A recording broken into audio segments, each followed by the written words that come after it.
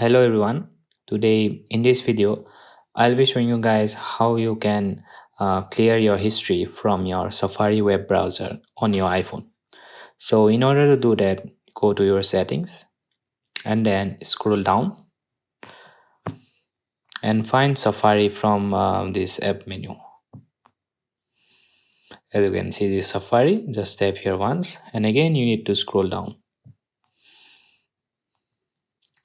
From here, as you can see, it says clear history and website data. You need to tap here once, and from here you can select the time frame from last hour to all history.